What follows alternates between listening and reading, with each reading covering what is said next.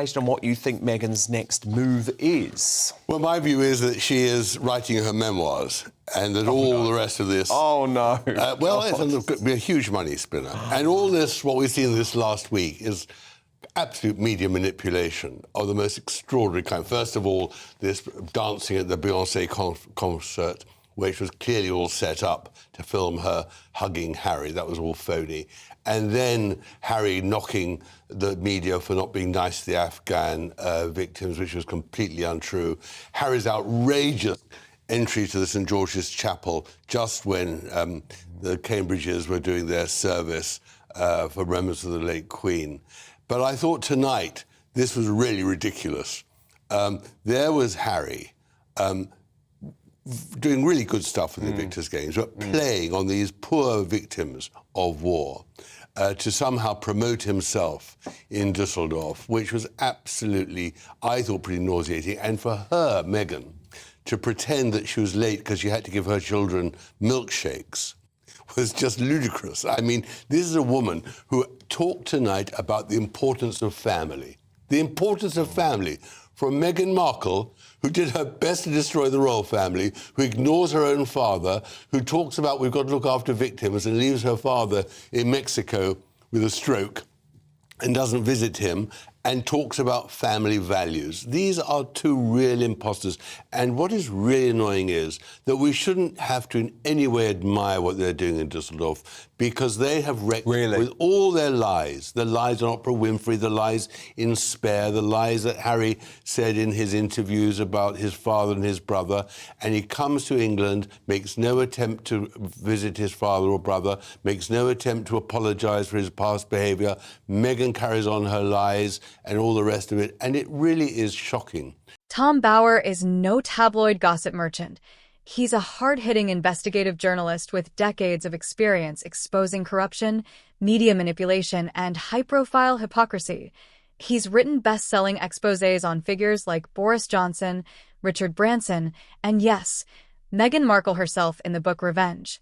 Meghan, Harry, and the war between the Windsors. S.O. when he says Meghan and Harry are imposters. It isn't clickbait. It's a warning. He believes we're watching one of the most elaborate reputation rebrands in royal history.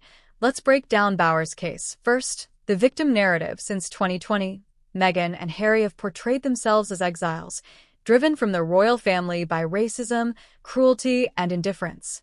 But many of those claims haven't held up under public scrutiny. From the Oprah interview to Harry's memoir Spare to multiple high-profile interviews, the story keeps shifting. Bower argues that the Sussexes have carefully weaponized sympathy, creating a one-sided story that sells well in Hollywood, but doesn't always line up with the facts. Second, he accuses them of exploiting royal privilege while attacking the institution. They left the monarchy, but not the titles, not the security demands, and certainly not the Netflix deals and Spotify contracts that came with their royal clout. That's not detachment. That's branding. And Bower calls it what it is: fraudulent behavior. Take a look at American Riviera Orchard, Meghan's new lifestyle brand. That we in any way afford them any respect even though whatsoever. the Invictus Games is a great cause, and it used to be a brilliant thing, actually, because their behaviour is so... well, it's contemptible, really. We shouldn't give the Invictus Games. Well, we should give the Invictus in because the participants and the idea was brilliant, and it is being run very, very well, not by Harry, but by the administrators, and it is terrific for the contestants. I'm all for that. But the Sussexes are using it for their own promotion, and that is what's so nauseating, because in the end, of course, Alison Boshoff was right. They are looking for a new brand. They're trying to separate their brands. brands. They're desperate. What's interesting is they haven't got a platform anymore. No magazine is going to interview Meghan Markle anymore. Spotify and Netflix are not going to commission them to do more reports. So they're desperate for somehow to be seen. And they're using the Invictus Games as their platform for promotion. And what must be so difficult for them, Tom, is that things are just working out brilliantly for the Prince and Princess of Wales. I mean, you've got William's trip coming up. And talk to me about this visit. This was quite bold, wasn't it? It was bold, but she looks terrific, Kate. And she's intelligent, and she is so convincing and sincere. And we're very, very lucky to have her. And we're very lucky that Meghan isn't here anymore, in my view, because she really poisoned the atmosphere. It's presented with cinematic lighting, curated music, slow-motion edits of her cooking in a designer kitchen. But where's the product? Where's the authenticity? Critics, including Bauer, say this isn't a brand for consumers. It's a brand for status. A soft launch designed to keep Meghan relevant in elite circles without saying much at all. Meanwhile, Harry is bouncing between lawsuits, podcast interviews, and public statements, calling for privacy, but never stepping out of the spotlight. Bauer believes the entire operation is a PR machine, not a mission. More about optics than substance. But here's where it gets deeper. Bauer warns that Harry and Meghan aren't just damaging themselves, they're weakening the credibility of the royal institution itself. Every time they drop a vague accusation, every time they release a staged documentary, every time they profit from royal trauma, the monarchy loses a bit more of its mystique. And the public starts asking, who's telling the truth? Yet, Meghan and Harry still use their royal titles, still benefit from royal clout, still want the prestige, without the responsibility. Bauer sees this as the definition of imposters. People pretending to be something they walked away from and then monetizing the illusion. And now, the public is catching on.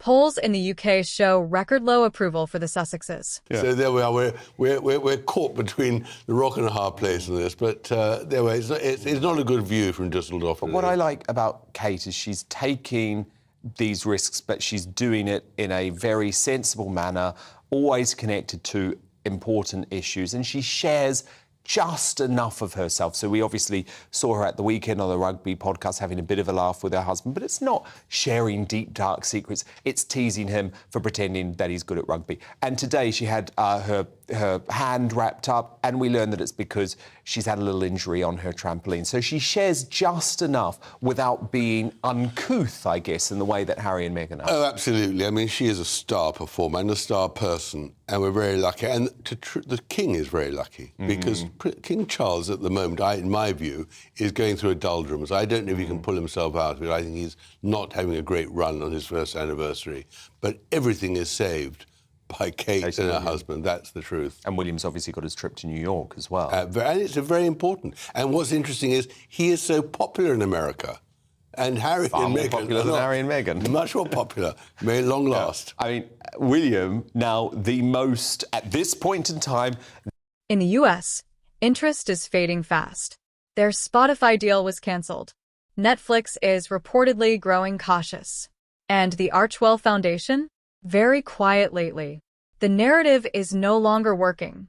People are realizing that Meghan and Harry's carefully curated image doesn't match reality.